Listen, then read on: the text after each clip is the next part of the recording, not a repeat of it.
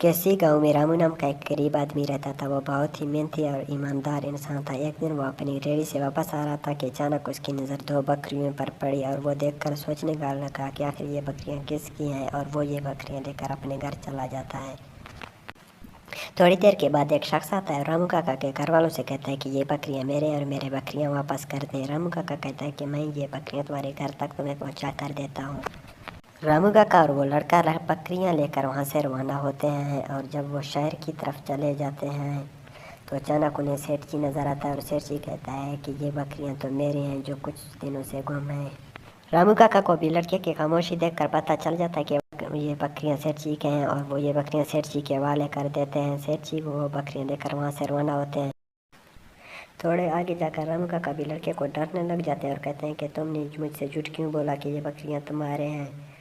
लड़के की बारी होती है तो रामू काका के पाँव पकड़ता है और रामू काका उस लड़के को उठाते हैं और लड़का बोलने लगता है कि मेरी माँ कुछ दिनों से बीमार है, जिसकी वजह से मुझे मजबूरन वो बकरियां चोरी करनी पड़ी। और रामू काका कहता है कि ये तुमने मुझे पहले क्यों नहीं बताया। रामू काका और वो लड़का उस लड़के के घर चले जाते हैं।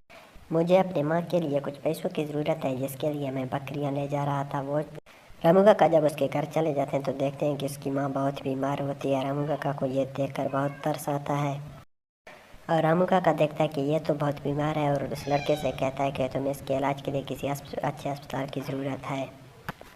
रामू काका वो उस लड़के को लिए हुए वहाँ से रवाना होता है और आकर एक जगह रुक जाता है और लड़के से कहता है कि मैं तुझे कुछ पैसे दूंगा जिससे तुम अपनी माँ का इलाज कर सको। लड़का ये देखकर बहुत खुश होता है और रामू काका के पंप करने लगता है। रामू काका कहता है इसकी कोई ज़रूरत नहीं, हम तो इंसान है और ये हमारा फ़र्ज़ बनता है कि हमें एक दूसरे की मदद करना चाहिए।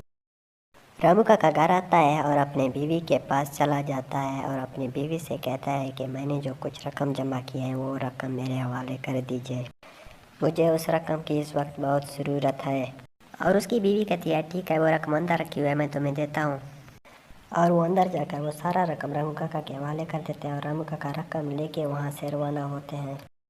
रामू काका वो पैसे लेकर लड़के के हवाले कर देता है और लड़का रामू काका से कहता है कि मैं तुम्हारे एहसान का बदला ज़िंदगी भर नहीं चुका सकता। रामू काका कहता है इसकी कोई बात नहीं, तुम पहले जाकर हमारा इलाज किसी अच्छे अस्पताल में करवा दो। और लड़का वहाँ से जल्दी जल्दी रवाना होता है।